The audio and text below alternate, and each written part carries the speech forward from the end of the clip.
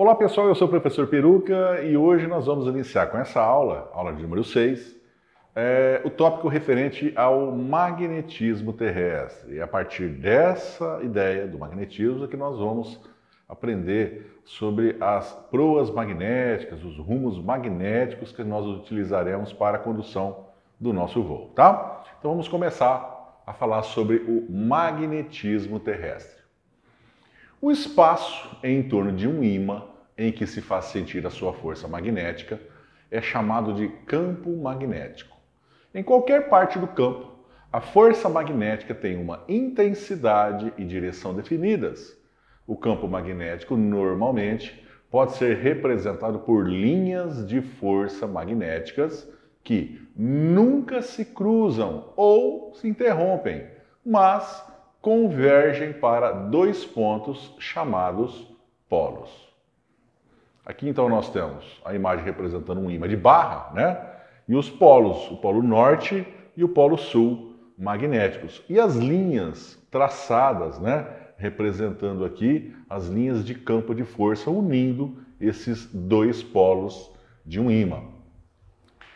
A Terra, ela age como um grande ímã esférico, tendo suas propriedades características. Olha que coisa interessante, né? O nosso planeta, ele tem também uma propriedade, ele tem uma magnetosfera, ele tem linhas de campo que envolvem todo o nosso planeta.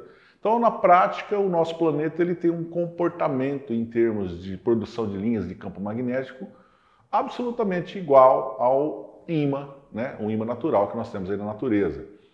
Por muito tempo, né, o ser humano sabe que isso existe, né? A invenção da bússola não é recente, todo mundo sempre utilizou aí de bússolas magnéticas para prover orientação. A questão é que a ciência, bem pouco tempo, descobriu realmente qual era a causa, né, da geração dessas linhas de campo.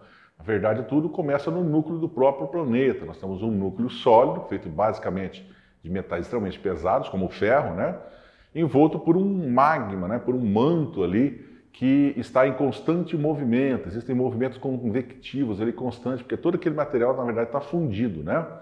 E esse movimento desse material, desses metais todos que estão derretidos, em torno desse núcleo de material pesado, esse núcleo de ferro, acaba produzindo as linhas de campo magnético que nós temos ao redor do nosso planeta. O próprio Sol, né? Ele também tem linhas de campo magnético. Então, a gente utiliza-se dessas linhas de campo para prover orientação na nossa navegação, tá? Então as bússolas, através das agulhas imantadas, elas são sensíveis a essas linhas e se alinham com essas linhas, provendo então a possibilidade de nós utilizarmos essas linhas como orientação numa navegação. O magnetismo terrestre, em qualquer lugar, ele é medido pela determinação da direção e intensidade do campo magnético. Os dois valores variam com o tempo. Entretanto, a variação da intensidade é abandonada em navegação. Então, olha que coisa interessante, né? As linhas de campo magnético, elas não estão posicionadas de uma forma fixa no nosso planeta. Elas sofrem variações. Essa variação ela ocorre desde sempre, né?